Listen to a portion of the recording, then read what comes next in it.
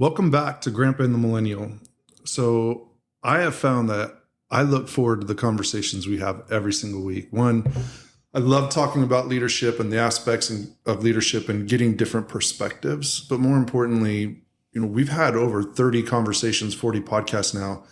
I am absolutely loving learning about people's story and who they are, where they grew up, and how they got to where they're at. And you and I haven't had a chance to connect on this particular topic, but what are your thoughts on it? Are you enjoying it just as much? Are there different pieces that you enjoy more than others?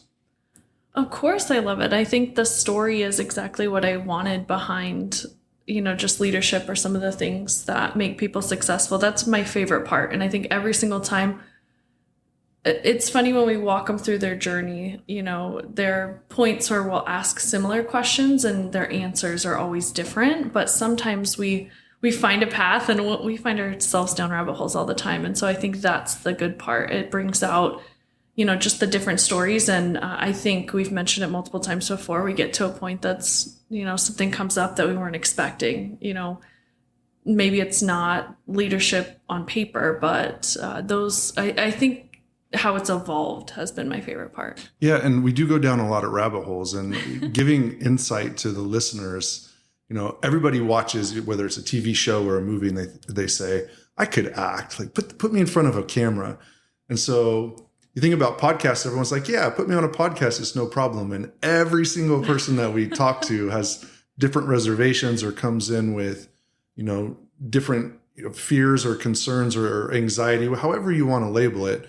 And it's so incredibly fun. You and I have it down to where it's somewhere between minute 5 and 12. They get comfortable and forget that they're on a podcast and they just settle into the conversation and they're just talking about themselves. And I think that's also one of my favorite pieces is watching as they light up when they're talking about either their journey or their family, their kids, or a mentor.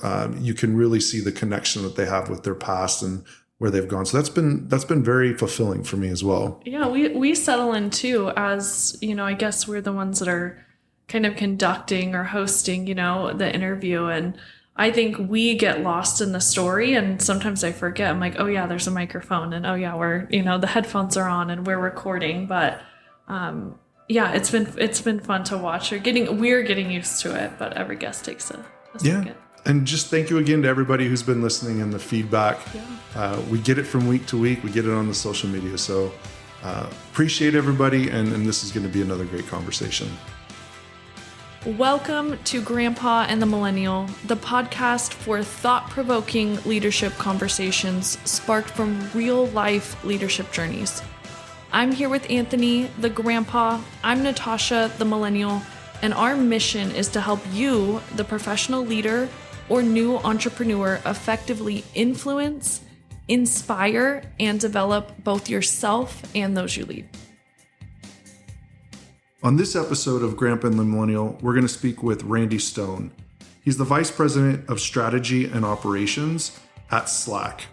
He's had over 25 plus years experience in strategy, operations, and leadership, spanning from Oracle through Salesforce and then into his current role at Slack. So the three things that we're going to touch on today that are our key points are curiosity.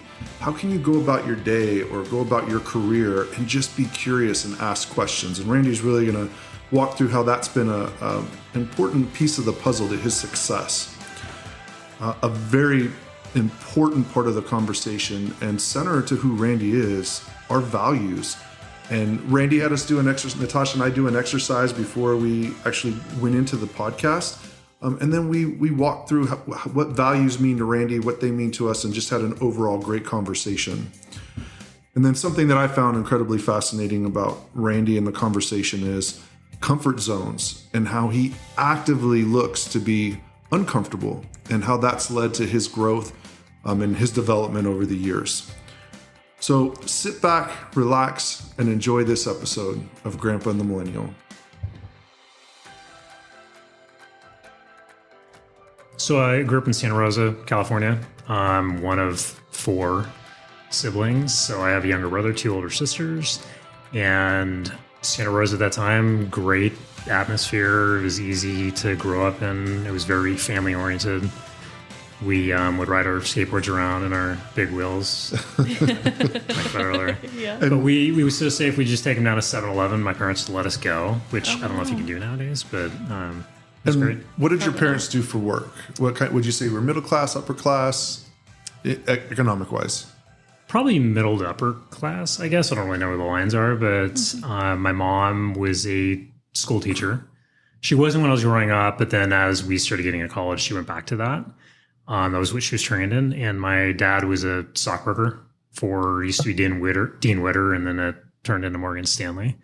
And he did that for, I think, 35 years. He also was on the radio. Oh, really? So, yeah, in Santa Rosa, he did the stock market reports. So people would know my dad. Like, oh, you're Stu Stone's son. Oh, interesting. My brother now is on the radio, too. Oh, wow. So my brother's the Western correspondent for ABC Radio. And now you're on a podcast. So Yeah, you guys podcast. are all about this. Oh, wow. This There is you going come to back. get out there. And would you say you grew up in a house that was disciplined when you think of your family and your parents? And who was more of the disciplinary one? Definitely my dad. I would say yes. So I tell people that I grew up in a military family. My dad was not in the military when I was growing up, but he was in the Air Force. His father was in the Air Force. My mom's father was in the Air Force. So grew up with, strong rules to follow, but also, it taught me a lot. It taught me to be disciplined myself. It taught me hard work. And I think there's a lot of things we can talk about today that I think really I look back now, and that really set me on the right path to where I'm at today. Yeah, known you for as long as I do, it makes sense now. The operational side of you and the discipline side, which we'll get into. Are you and your siblings the same? Very different? Similarities? There's four That's of you. a great question. Wow. I do think we're all different, but not drastically different. Yeah. So my brother is 7 years younger than I am. So there's quite a difference there just in age. I think technically, I don't know, where does millennial start? Is it 1980, 1981? Oh, gosh. What are the ages from I think right now, if you're 29 to 40, 2 or 3. Well, then he's probably Gen X. He's 1980.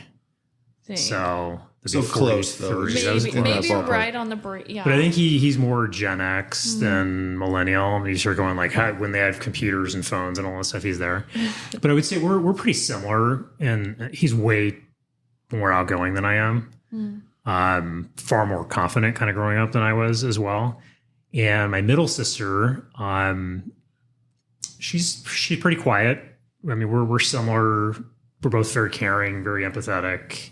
And my older sister, can I say this? She's pretty wild. Yeah, of course you say it. That's what we want to hear. She'll let you know when she listens.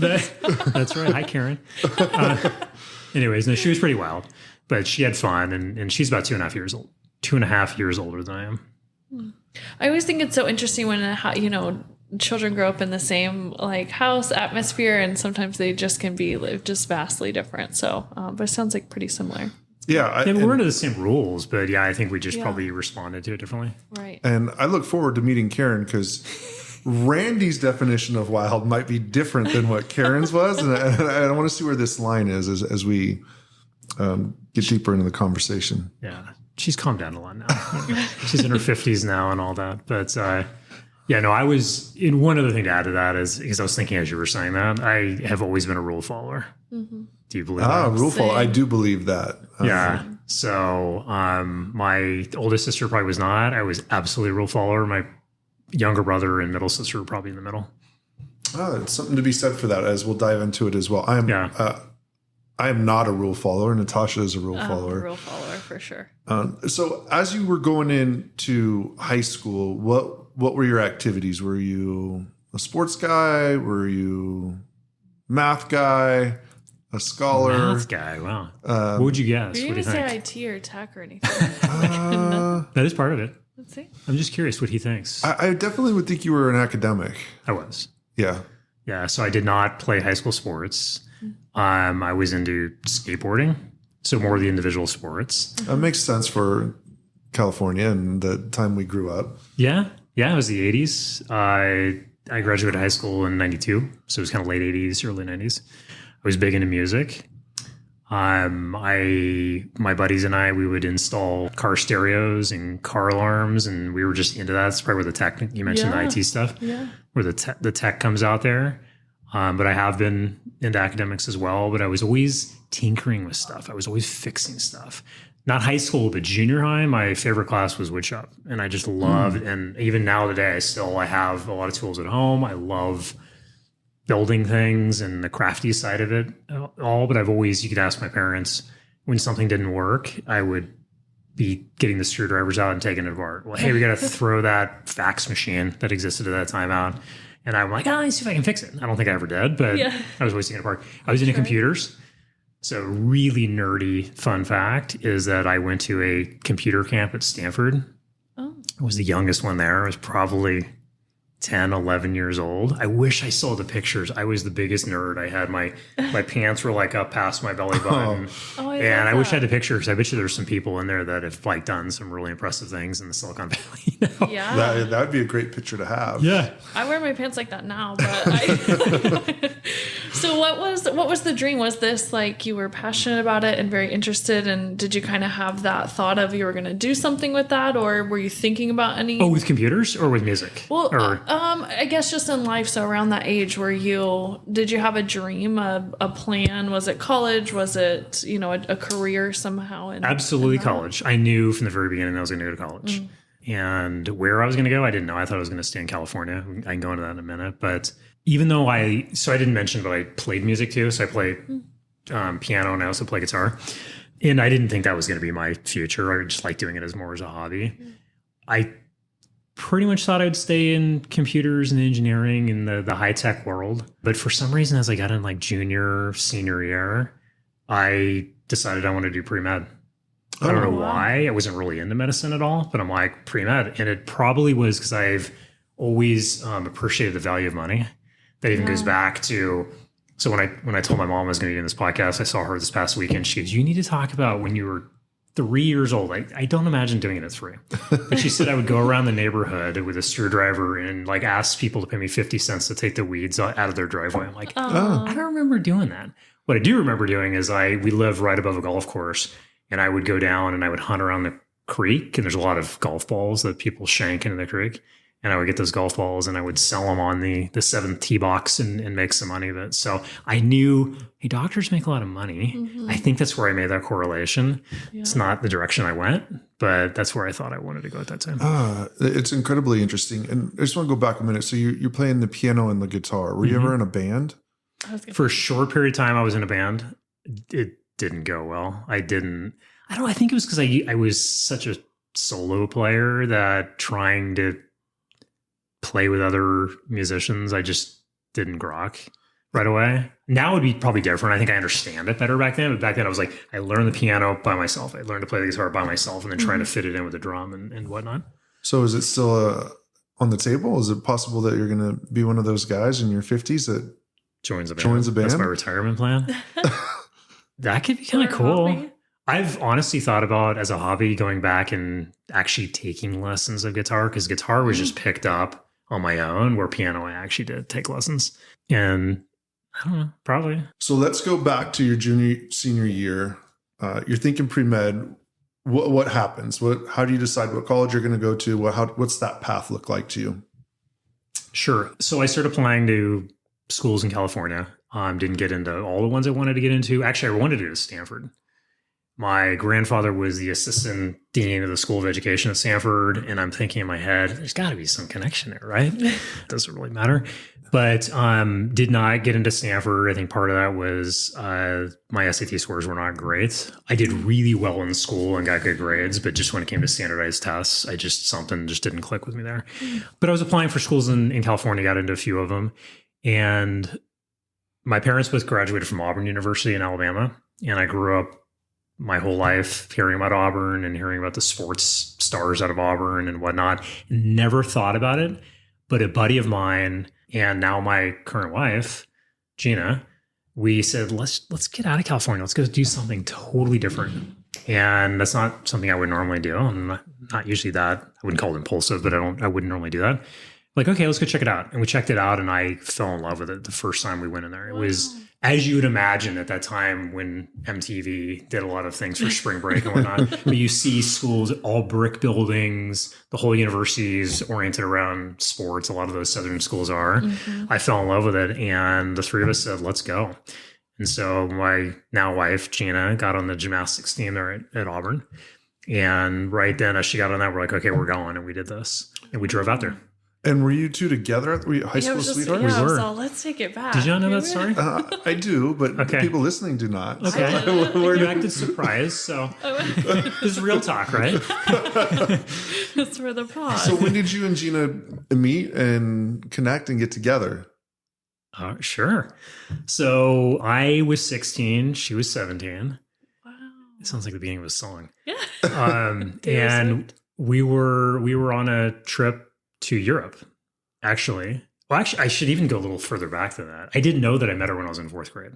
Oh. So I was at that time at our elementary school in Santa Rosa, it was a combination class. I don't even know if they do it anymore, where they had a few 4th graders in a 5th grade class. There was like 5 of us that were 4th graders, and I was in that class. So you were excelling. And you were in the 5th grade class. Maybe, but anyway, so I was in that class, and she was in the class as well. And we didn't. I don't know if we really knew each other, but then we found that out later on. Anyway, so we were going to Europe. I was going into my junior year. She was going into her senior year, and we met flying over to Czechoslovakia is the first country we went into, and just hit it off right away. Love at first sight? I would say so. Probably since we're having real talk here, I had a girlfriend at that time. Oh, so, interesting. And Randy, okay. Sure, so I had a girlfriend at that time, and she had written me a bunch of hand letters and whatnot as I went off. And so I went off on this trip. But anyways, Gina and I hit it off right away. And because I had a love of music, and I love playing music, I love listening to music, Gina knew nothing about music. So I'm like, all right. She didn't know that a artist had a whole album.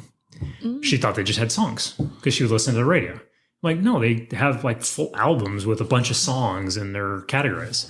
And so I was able to educate her on that, and we hit it off right away.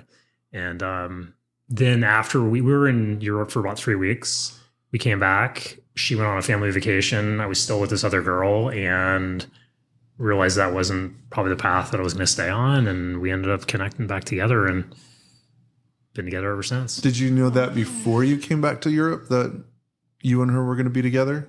Was it that strong of a connection? We had a really strong connection, but because I had a girlfriend at that time, I was feeling insanely guilty. Rule follower. I'm a rule follower. Well, So I don't know. How old were you? Like 16? I was 16. Yeah, I mean, it's not like some of us aren't like thinking that much.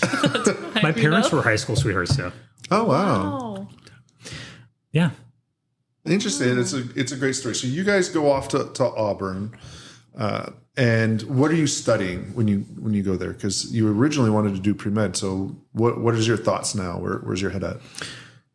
So I went into pre-med.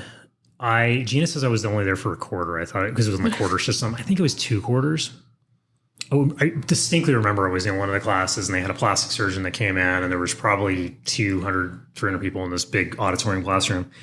And he was showing these visuals of faces being peeled back. And I'm like, oh, God, no.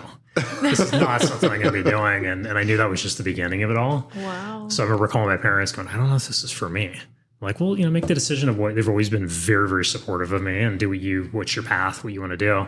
And I remember being so I would fly in and out of Atlanta because there was a direct flight. And I remember seeing businessmen with suits on and briefcases and all that. And I go, that actually seems more up my alley. That literally is what had me decide to go into a different path. And so I went into finance. And so I did an undergrad in finance. And then I didn't take any break for school in between, which for anyone listening, I would advocate you probably, it's beneficial to have some real work experience before you get your grad degree. But I got my MBA directly after grad school, or directly after undergrad. So I think, as we talk to guests, it's a common theme, and this is a little bit different, but nobody really knows. Every once in a while, someone says, I wanted to be a cop or I wanted to be a lawyer, and that's what they always wanted to be. You saw a guy in a suit and said, I want to be in business. And I think what's important for those that are listening is that nobody really knows what they want to do. You have to try a couple of different things like you did. Then you start to figure out that path. So as you were going to school and you were getting your MBA, did the vision start to become more clear, or was it still just a destination of getting through school and then you would figure that out? I think I'm still on that journey. I mean, honestly, so my background was finance. I'm not doing finance now. We'll talk about that here in a minute, but like the career that I'm in right now is more operational. And I found my way into that, just projects and whatnot that I was working on. But I used to always joke with everybody, I'm like, I still don't know what I want to be when I grow up. So I think it was more I enjoyed the aspects of business and projects and solving problems. It probably could have been really in any field. I've been asked the question before, if you can go do it all again, do it all over again, would you go back into business? And because of what I told you earlier about computers and whatnot, I may have gone into engineering. I don't know why I didn't head down that path. But my real love would have actually been in like construction or architecture. And again, I guess kind of goes back to the 7th grade story that I told you. I love that. I would love to actually do that even when I retire or whatnot. So I don't know. I'm happy where I'm at. I get fulfillment out of what I'm doing right now. But that really wasn't this absolute love for finance or business. And I think it's okay to have, I know it's okay to have multiple passions. We're in business, and then we sit here and do a podcast because we love, talking about leadership. And you still have a lot of time to do all, follow all of those different dreams and do those things. That's what I was going to say, is that it's good to hear. We always talk kind of in like younger years that we don't know exactly. And so sometimes that doesn't change, and that's not a bad thing. So I just think it's interesting. So one thing I've always known that whatever I did is I wanted financial stability and financial security. So I knew that was, you talk about a goal, I knew that was a goal. Was raised in a great family, very, very supportive family, but that financial security, that tight family and the nucleus that we had there was like, I knew I wanted that, whatever that was that got me there. And so I think my work and my job and my passion and doing great things in my job was getting me towards that goal. But I can share a little secret too, and most of my friends know this, but my retirement plan, I don't know what age I want to retire at yet, but I don't want to fully retire. I want to go work at Home Depot. I'm not joking. I want to wear the orange apron, and I'm like, I want to go work at Home Depot. It all comes full circle, so I can get that passion and get back into it. And, you see those, is it Progressive Insurance or whatever, where they make fun of the old guy like in the aisle going, oh, don't choose that skirt, choose that skirt. So I have a friend of mine that makes fun of me. He's like, that's you, my friend. That's you. Well, I want to let you know that dream can come true. Oh, it probably will. Mark my word, that it will. So when we talk about you going through college, so you met Gina when you were 16.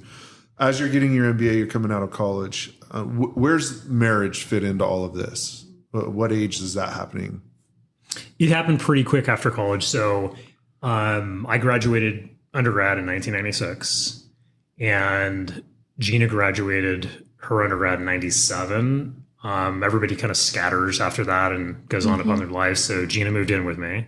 We weren't married yet, but she started working when I was in grad school, and then I graduated grad school in 98.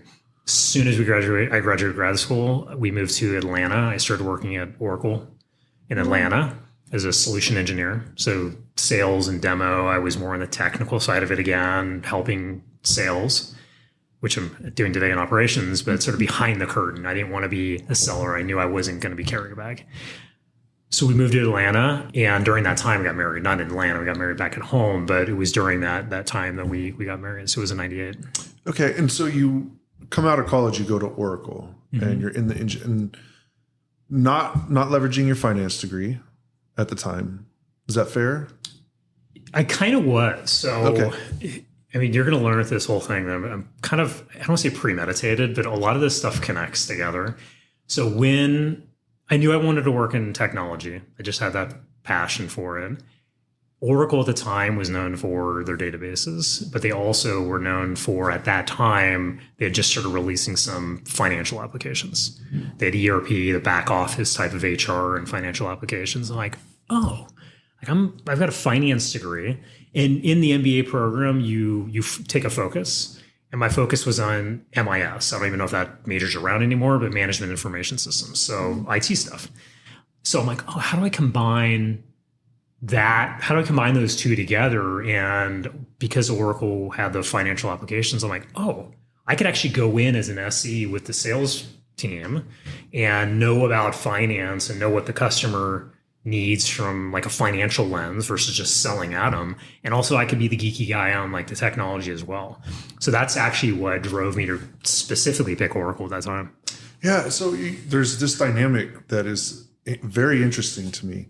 You look at some guys in suits in an airport, and that's how you decide that you want to go into that career. But then when we talk about, the way that you're planning out your life, it's very methodical in the positions that you're looking at in the next step. So is that trait hold true when we go back all the way to college? Like you're looking 2, 3, 4, 5 steps in advance saying, I'm going to do this position.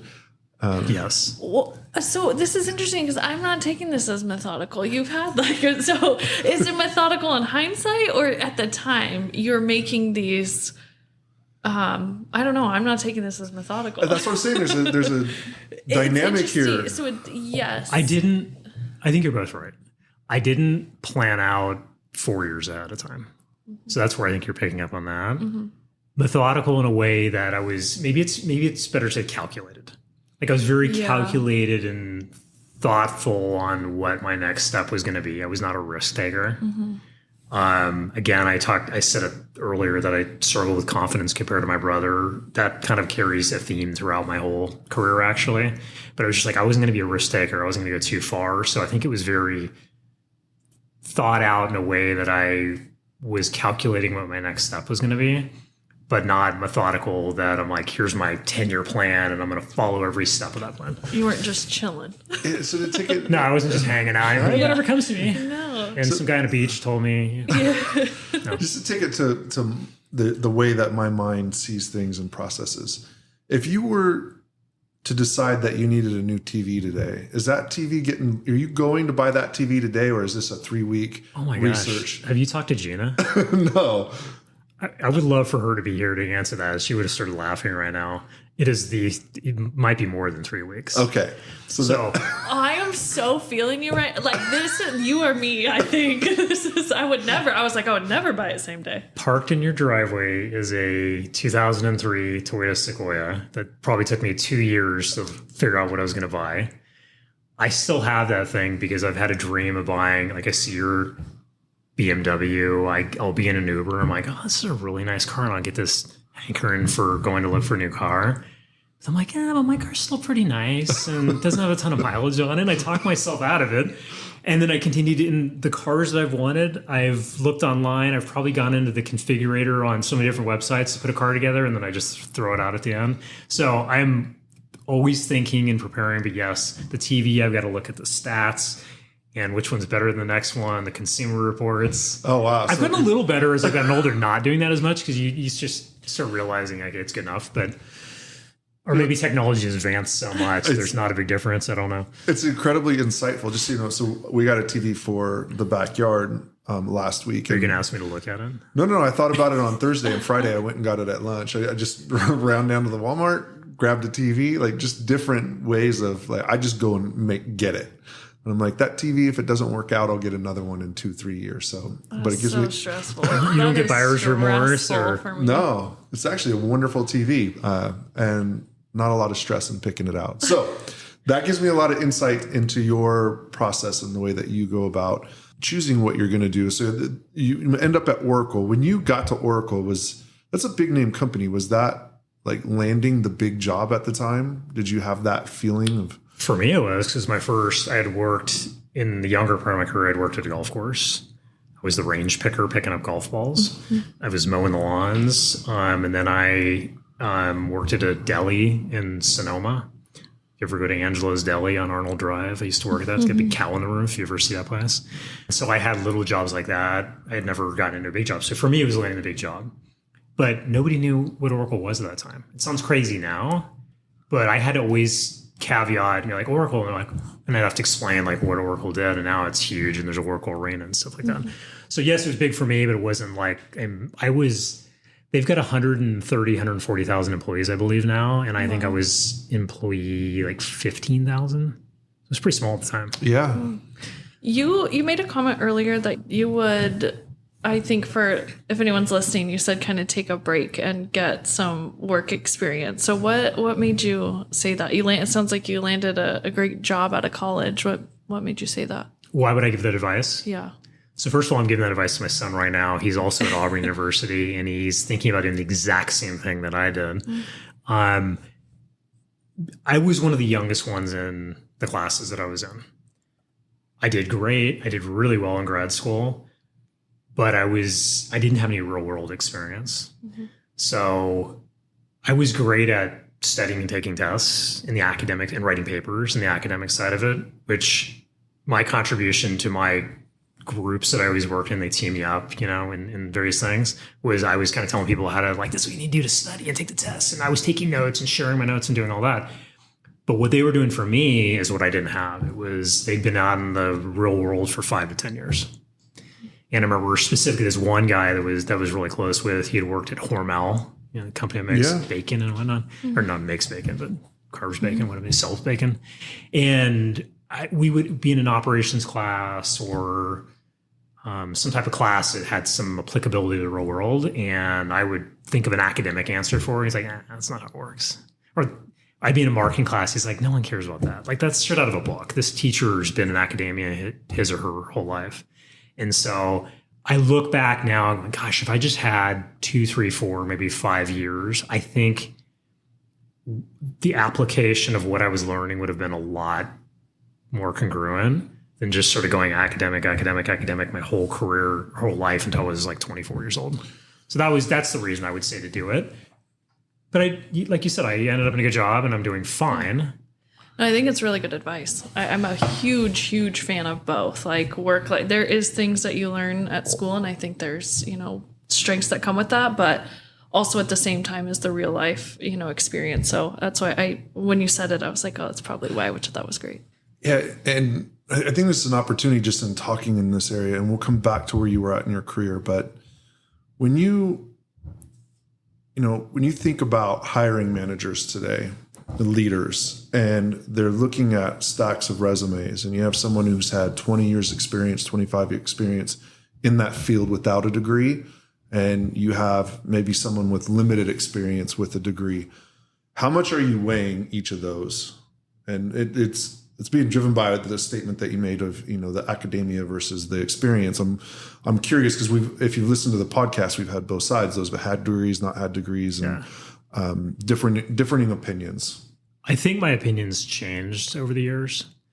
In the very beginning, probably because I had come out of academia, it was all about the degree, not the school per se that they went to, but what was the degree, grades, things like that. And then as time went on, it was more what type of work experience they have. And I'm going to actually add on to that.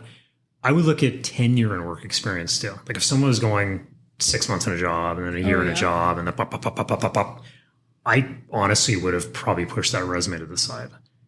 Nowadays, that's fairly common. And I've interviewed hundreds of people in my career, and I would say it's more common now for someone to stay in a job for a year or two and then go to the next job, move companies completely. But so I think for me, it's like less academics now, and it's real world applicability that they've had. And where I used to say, gosh, they didn't really stick around in a job long enough, I'm actually more in the going, wow, they're actually kind of getting different experiences in different companies, and maybe smaller companies, bigger companies. I don't know about a year. I don't know what you can learn in a year, but maybe a couple years. But I try to like take the best out of it and go, actually, they've seen a lot. So I'm gonna get to the hard questions, Randy. So this is it's very true. It's very, very common. It's very, very common now. And I'm curious if that mindset is being accepting that that's the way most of it is. So it's now we got to find the positive in it, right? It's like everyone's had 15 jobs in the last, 10 years. So I'm wondering if we're just adjusting to that, or if it's truly, you've a year, maybe 2. I mean, have you ever like weathered some storms and that experience? Like you've seen it, but that's what I always think is how I don't know. Did you bail when it got rough? Yeah, like you don't, and Yeah, so, that's a great but point. we see so many resumes where that's what it is. So I'm like, well, is it so Did they run from something? yeah, so I just, I was just curious as if it's kind of an accepting of that being where a good we're in, point. or if Good it's, point. I mean, ideally, if I'm thinking the ideal resume, let's kind of blend the two together now, is if somebody stayed in their role for 4 or 5 years and then moved on to the next role and whatnot. It depends on the age that they're at, but like I'd be like, okay, they've been through a few cycles, depending on what job they're in. They've seen probably the ups and downs. So personally, if it's less than 18 months, 12 months, I start thinking that way still. Like, really, did you really learn? I don't know. It's a good question. It comes down to the person too. So a resume in the paper all day, great, right? Like you could have 10 jobs, you could have one, but I also think the person, right, if you're in the interview is different. That can like blow a resume out of the water, I think. So it comes down to, so it's just subjective. I was just curious. Yeah. And I think some of the best talent are those, regardless of the time, whether it's, I agree with you around that 18 to 2 years, but whether it's 18, 2 years, 5 years, how many times have you failed and had to pick yourself back up? And what did you learn from that? Because that's priceless. That you can read about it, you can talk about it, but until you've sat in front of a group of people and you've missed a target or you've made a mistake on a purchase order, 100%. You don't know what that feeling is. My mind goes to you're chasing something, right? And I'll ask people like, what are you looking for that you can't find? Or what are you running from? Like did it not work out and you don't like it? And so you have to dig to figure out like how much did you get out of that? And that's really, again, to the experience, right? Not just the And generally, they're probably not going to share all that with you, like what you're running from. Try. But if they don't have a great answer, then you probably weed through some of that. Right. You were making me think of something as well. As I used to always say when I got a new role, is like fake it till you make it. And then I heard someone say, don't say fake it till you make it, it's face it till you make it. And it's fall down, pick yourself up again, over and over and over again. It's just you got to face it, you got to put it in front of you until you make it. And so don't say fake it. It's put in the hard work. And it's where experience comes from. It's how you get better and grow. So, and I want to come back to the leadership discussions, but I want to spend some time, going through your story. So in your 20s, how long did you stay at Oracle and how did that evolve? So I stayed at Oracle for 15 years. Okay. Wow. So took you into your 30s for sure then. Yeah, until I was 39. And the first, just kind of 2 chapters, big chapters at Oracle. First chapter, I was in incentive compensation. So paying salespeople on their commission plan, designing the commission plan. When I started there wasn't a global incentive compensation team. Everything was all over the world. It was a smaller company, as I mentioned. So actually, to take a step back here, I started off as a solution engineer in Atlanta, in training. My wife and I realized that if I was going to get into solution engineering, I was going to be traveling 80% of the time. And she's like, we got to re-talk about this. So I agreed to move back to California, but I couldn't bring my role with me. And so I happened to network inside the company and found out there was this job in incentive compensation. Like, you've got a finance degree, you can do this. I knew nothing about incentive comp. I knew nothing about sales. I didn't know what this was. And I'm like, sure, let's go for it. I went in there and started off designing compensation plans and then tracking commissions and paying commissions. Well, I did that for about 7 to 8 years. And then halfway through, because I had been working very closely with leadership and progressing pretty quickly along in my career and getting support and sponsorship from different leaders. And I'm very curious. I'm always asking questions all the time, probably annoying people most of the way, but that's just the way I learn. I'm very, very curious. So I started learning more about sales and I started learning more about strategy and like, why are asking leaders, why are you doing this? Like, why do you want to set up a team in this region or this segment or whatever it may be? So just kind of through osmosis, excuse me, I was learning about sales. So halfway through, I'm like, what role would be more like this in sales operations? Like, okay. Sales operations, as you probably both know, it's a very broad category. You can call it revenue operations, business operations, sales operations. So I decided to go into sales operations, and I was supporting our head of America's sales at that time, doing reporting, forecasting help. But also they put me into doing mergers and acquisitions. Again, knew nothing about it. So I started learning about acquiring companies, and we had to learn about their systems and their processes and all that kind of stuff. And so I started getting into M&A. And I did that for the second half of my career at Oracle. And then, do you want me to continue going on? Yeah. So then I left Oracle in December of 2013. Okay, so let's pause there. So I want to, and then I'll some questions. Yeah. So sure. As you're going through a 15-year career, you're progressing. You said you're curious. What was differentiating you from those around you that were allowing you? And I know others are coming up as well, but when you look back through your career, as we all do, I'm sure you can say you can see who kind of rose through the ranks and who kind of stayed stagnant where they were, or they bailed, or whatever the case would be. So what was setting you apart as you were growing? I think the number one thing is curiosity again. I was always wanting to know how things worked and why they work that way. And by doing that, I think even by just asking questions and being inquisitive, I was adding value back to the people that I was working with as well. Like, well, why do you want to know about that? And then I would try to figure out a way to improve upon it and fix it. Mm-hmm. I think of operations as being fixers, and I wasn't even in operations at that time, but I think that really set myself apart versus just coming in and doing my job. That was not me. I was again, going back to kind of being born, as I call a military family, but learning hard work. My dad used to tell me all the time, he goes, I don't care if you're digging a ditch, you better dig the best damn ditch you ever dug. And so that has always stuck with me. And so I was the first one in the office, the last one out of the office, put a toll on my relationship with Gina at times because I just lived in the office, up here in Rockland, there's that Oracle office. But I had to figure stuff out, and I was so into learning the details, and I wasn't comfortable unless I knew how things worked.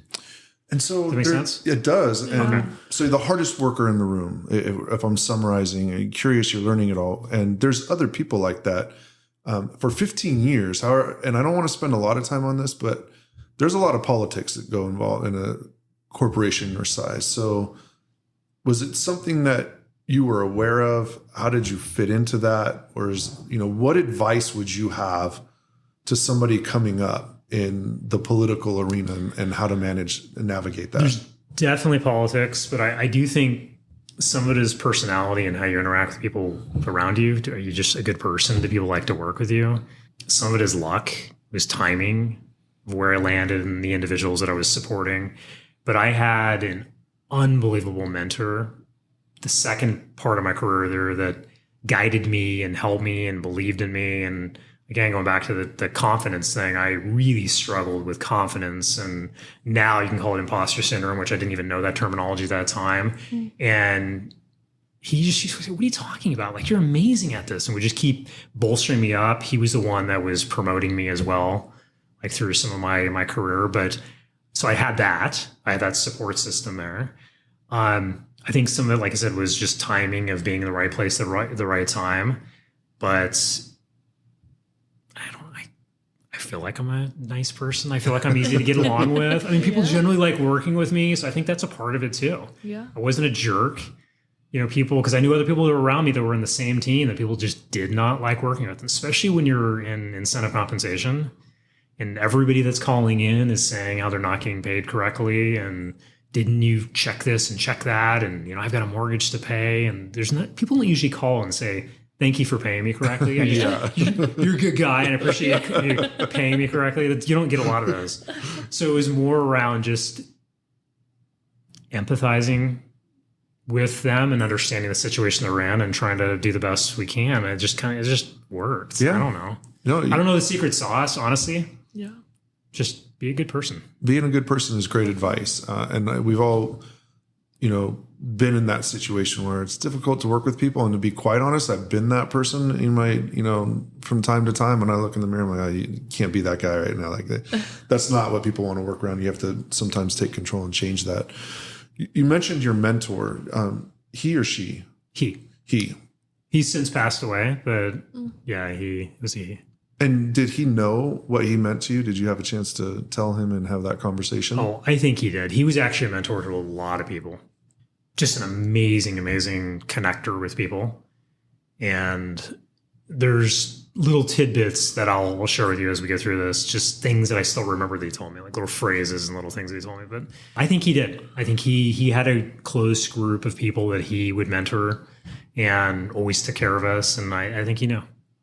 I would hope so. I love that. Yeah. Yeah, I love it too. And it's always a theme. Like mentorship is so important. Yeah. So you leave Oracle. So what happens? What prompts you to leave Oracle, and where do you go? So there's a connection there as well. So one of my other mentors, who happened to have been one of my bosses when I was at Oracle for a few years, this is a different person. She had moved over to Salesforce, and the head of sales, which actually ended up becoming the co-CEO of Salesforce for a period of time, he had left Oracle and he went over to Salesforce. She had always been his right-hand person, so she moved over as well.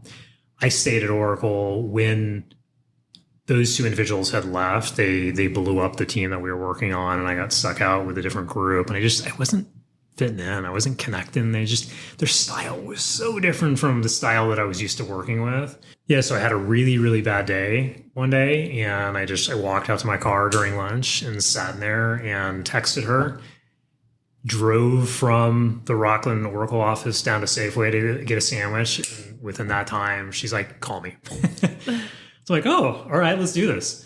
And this is probably around, so I mentioned that I left Oracle in December. This is probably around September timeframe. And I'm like, oh, is this real? So we started talking about it, and I was nervous. I'm like, oh my gosh, I'd been 15 years at one company. This is a big step for me. And then we started talking. I started doing interviews, but it took a while. And then I finally moved over in December. And so when I moved over, so I was a senior director when I left Oracle. I was getting a VP title, so it was a step up for me. Again, I was like, oh my gosh, like, do I deserve this? Like, am I really a VP? Yeah. Because big deal for me at that time. And I went to go lead the M&A strategy and integration team, which I had done a little bit at Oracle, but the role that I was playing at Salesforce it was a smaller company at the time, Salesforce was, than Oracle. And it was a much bigger role than I had ever done before. I was like, oh my gosh, wow. Like, can I really pull this thing off? In addition to that, like 2 months in, the lady that was running setting all the quotas was leaving or going to a new role. And Sarah said, hey, you've done comp plans. You can do quotas too, right? I'm like, I guess. So she's like, can you take this on too? I go, sure, why not? So I was doing two totally disparate things. I was leading the M&A integration, doing due diligence, acquiring companies, some of the bigger companies that Salesforce had acquired at the time, and doing quota and capacity planning. And like, my teams didn't talk to each other because they were so different from each other. But I felt like I was a little in over my head in the very beginning. And I had actually my employees really kind of helped boost me up at that time. Then after about a year or two, you kind of get into it and you start to know people and you network and everything turns out. And how many people did you have under you taking that role on? When I started, so just the M&A piece, I had 6 employees. No, 4 employees when I first started. Then when I added the quota capacity team, it added like maybe another 10. And then it got all the way up to, because I've been at now Salesforce for almost 10 years. So December this year will be 10 years. I got up to about 80 over that time. Yeah. That's a large team. It is a large team. A couple questions. So the decision to move, so after 15 years, like that's a lot. And, It was scary. Yeah, that's what I just, making that decision. And it seems like your kind of theme is stepping into roles that you think are a little bit outside of your scope or comfort zone, but you're also still willing to do that. So again, I think it's very fascinating. So what was that like? You said September to December, it took you that much time for things to fall into place or to make your decision to say, you know what, okay, the I'll former. go? No, I was ready.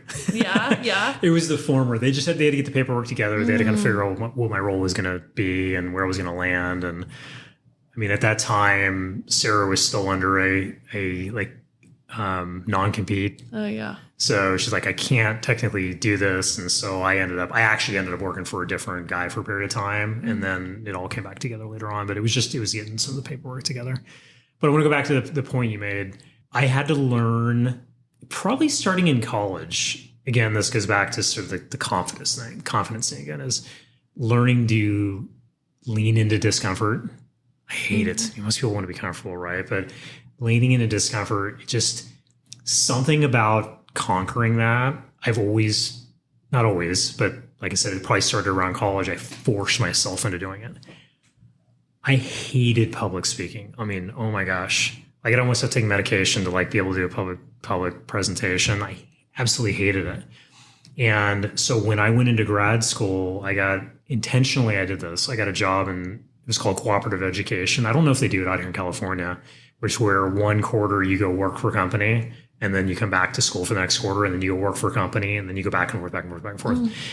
And the role they had was the manager of like basically recruitment for this program. And I knew, because I'd seen it around our business building there at Auburn at the time, these posters, and they would have maybe 25 of these information sessions. Like, I would have to run those. And it's just, you could have 10 kids come in, you could have 100 kids come in these big auditoriums. I intentionally took that job knowing that it was going to scare the, you know what, out of me by doing it, going, I'm going to force myself to get over this. Oh my gosh. I just remember, I don't know that it ever got better. It got better, but I don't know that it ever went away. But I just remember absolutely stressing out, going into every single one of those and fumbling over my words. And they were kids my age. Like, I shouldn't have cared about it. But it just was super, super, super hard. So going back to the individual, and I'll name him. His name was Rudy Corsi, that one mentor. That one mentor that I said was really a people connector and whatnot. And he was, phrase it you may have heard before, but he said, if you're comfortable in your job, you're not learning. And he used to say that to me. I'm like, yeah, but you work hard to build something out and you want to kind of live in it for a while. You want to be comfortable with it. He's like, but you're not learning. I mean, technically he's 100% correct. Yeah. And you're not challenged either. You're not challenged, you're not learning. So I try to remind myself when I'm very uncomfortable going into this podcast or whatever it may be. I'm like, all right, let's do this. So I have tried to take those risks. That was one of the bigger risks that I took, but I also knew that I had comfort of individuals inside Salesforce that I knew from Oracle. So it wasn't like going into a brand new company. So I had a little bit of a safety net going to that. Does it get easier, or you just get repetitive of it got easier It got easier for me. I think a lot of it had to do with age.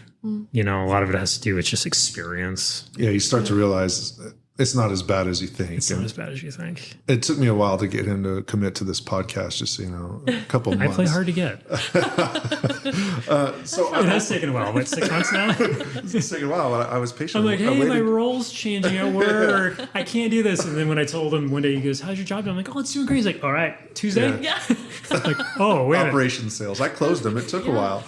This is good. So I want to make sure we get into spend some time in leadership. But so before we get there, so where are you at now? You went into Salesforce about 10 years ago. Where's your position? What's your role now? Sure. So I'm actually with a company called Slack, which was acquired by Salesforce. So a year and a half ago, I decided I had done enough with Salesforce. I couldn't do anymore. And so I moved over to Slack. Again, it was a test for me because I was put into a role where I had some experience in certain areas, but it was a much smaller company. In the confines, again, there was some comfort there within Salesforce, the theme here, right? But so I was running the global operations for Slack, and we were integrating systems. And what I was actually doing was we were integrating. So I was on the side of acquiring before and bringing companies into Salesforce. I was now going out and bringing Slack on the other side, kind of bringing Slack into Salesforce from the acquired side. So I was doing the process, the systems, the tools, the business insights and analytics. I had the quota team as well. Like, I was thinking, that would be something that I would venture off from, but I had that as well. And then our head of sales and my boss at the time, the COO, they left the company in, I think, April, May, June of this year. And so now the current position I'm in is I'm an individual contributor. But I'm reporting to our head of Slack sales, really the head of America sales, but he represents a lot of the globe right now. And I'm playing an operational role, connecting dots. I mean, I call it a chief of staff, call it operations. I have a lot of connections within both Slack and Salesforce now. And so I'm involved in new product launches and how do we translate that from product to go to market. I'm involved in still some of the process breakdowns we may have in Salesforce, things that aren't working, like, hey, Randy, can you help us with this? Deals get stuck. Can you go help us with that? So I'm doing a lot of things. It's a very, very unique role, probably a transitionary role, but it's very unique. Yeah, and it sounds like you've fallen into what you love, which is solving problems. I'm a fixer. Operations people fix stuff, right? Yes, absolutely. Optimize and fix. Optimize, yes. So we have about 10 minutes, and I want to spend time talking about your leadership. So you had some areas that you wanted to touch on. Where do you want to start on leadership? Sure. Yeah, I get asked the question of time is, what is your leadership style? I've been asked it probably my whole career. And I used to kind of fumble around with it. I'm like, I don't really know. I feel like I'm a nice guy and I just lead that way. And then it used to be, I have an open door policy. And people are like, what does that mean? I don't even know now with everything remote. Do people even have offices anymore? I don't know. But I think actually the more common brand or term you can put on that is servant leadership. And I look back through my whole life and that's how I've always been. I've led with empathy. I've led with kind of in the service of my team, being self-aware of myself and self-aware of my team around me, or aware of the team around me, and really just being there for their development as well. It's not about me, it's about my team. And where did that come from over your career? Is it mentorship? Is it books? How do you evolve? I think it's my parents. I really think it's my parents. I mean, I'll give this one to my mom. Yeah, my mom has just always been that way. She's been super empathetic, sympathetic, just the nicest person you'll ever meet in the world. And both my parents they made sure that we were nice to people and that we took care of everybody around us. And so I just always carry that over. The question's like, is it nurture or nature? I think it's a little bit of both, but definitely there was some nurturing in there too. Yeah. And so what do you do now as far as leadership development? Do you read? Do you attend seminars? Do you listen to podcasts? Grandpa the Millennial? Like what is it that gets you going for leadership? What was that last one? So I go to the gym pretty much every single morning. I see you there sometimes. And generally I'm not even listening to music. I'm listening to podcasts. So yes, I will listen to yours. I listen to a lot of personal development podcasts. And it gets me going in the morning, but it puts me in the right state of mind. And, a lot of them around, if you guys listen to personal development, a lot of it's around gratitude and things like that. And I think it falls right into the area that I really enjoy. And I think it reflects in my leadership as well too. But yeah, there's a lot of that. Yeah. Okay. And so I don't want to spend too much time on this, but I want to spend just a moment because I do see you at the gym. I see the gym as an anchor for my health, and the healthier I am, the better I am at work, the better I am with my family. It all, to me, all comes together. What does it represent? Does it represent something similar to you? Because you're consistent. So what does that represent? Or is it just something you enjoy doing and I'm overthinking it? No. I mean, I've formed a habit now. So I feel guilty to myself when I don't go. So it's kind of like I've gotten over that hump. But for me, I want to stay healthy. I want to have a long life. And I feel better. Some of this came back to where there was times, even at Salesforce, where I just wasn't sure where I was going. And I was questioning my job. And was I even adding any value back to the company? And I got into a funk. And I don't remember like which year it was, but I wasn't working out. I wasn't eating well. And I just wasn't doing all the right things. And so I started running. I cannot stand running, but I sort of forced myself to start running. And I would listen to either podcasts or some running apps or whatever at the time. And it kind of started to change my mindset on things. I'm like, you know what? I'm going to actually start going back to the gym. So I started going back to the gym, and then I got over that hump where now I go every single day. But I also started doing a lot of meditation. Like this isn't, I never did this when I was at Oracle. Mm-hmm. Salesforce, if you know anything about Salesforce or you don't know anything about Salesforce, Mark Benioff, CEO, is big into meditation. And at first I was like, what is this stuff? But I love it. I don't do it all the time. I'll go through waves of when I'm going to do it. But I think meditation, eating better, working out, it just puts me in the right frame of mind. And I also used to work out in the evening. Now I work out in the morning, not as early as you, but I work out in the morning and it just sets me for my day. I have a better attitude. I can handle stress better. So I think it's a lot of things. I just feel better. Yeah, it's, we're all stressful, very stressful positions. And I think to that point, why I bring it up is when people come to me and ask me, what can I do? One of the first things I say is, are you taking care of yourself? And that comes in a variety of different ways. But in order to handle the stress and the hours, you have to be in a state of mind physically, whether it's just eating well and going on a 20-minute walk, in order to handle that from my perspective. Otherwise, it will wear you down, and you can see it on some people. There's times where I'm like, I aged, this last 6 months. I'm looking in the mirror. I was like, I need to get back in the gym. And there's a vicious cycle of getting out of it. Like when I joined Salesforce, I'm like, I've got to learn everything. To feel comfortable, I have to learn everything about my job and about this company. And so I stopped working out. And my excuses were, but I don't have time. I don't have time. I don't have time. And I mean, everybody has heard that when you're working out. And something had to click with, oh my gosh, I will actually perform better and be better if I change my lifestyle. And so that's where all that started to come from. So philosophy, servant leadership, it's just, now there's a name for it, so I can kind of tag it. The second thing is, and really, really important to me, is leading with values. So again, there's things that I've always valued in my life, but never really thought about it. Like if someone ever asked me in an interview, what are your values? I don't even know if I could start naming them, like values. Like, let me Google this real quick. What do you mean by values? And then another thing around Salesforce is there's a process that we go through where you do think about your values. It's more related to work, but you could do it from a personal level too. And an exercise for the listeners here that I asked the two of them to go through was to look at their values, and let's stack rank their values as well, and we can bring that up. But my values are, number one, trust. So anybody that's listening that works at Salesforce will be like, oh my gosh, that's the same as the company. But it is, I think, why I'm so aligned with where I work is because trust is the number one value of our company. But for me personally, it's about integrity. It's about accountability. It's about trusting people, the security around them trusting me. I told my kids this prior to even joining the company. And they're like, well, what do you mean by trust? Like, I understand the word, but what do you really mean by that? And I go, we're driving down the road right now. You're trusting that person coming at you on this 2-lane road is not going to swerve and hit you. Mm-hmm. You're trusting when you get in an airplane. I don't know why I'm doing transportation metaphors here, but you get in an airplane, they're not going to just ditch the plane. Like everything relies on trust. Everything else kind of falls in place. You don't have trust, you don't have anything else. Trust. Second one is family. Third one is craftsmanship. So I really believe in doing things right.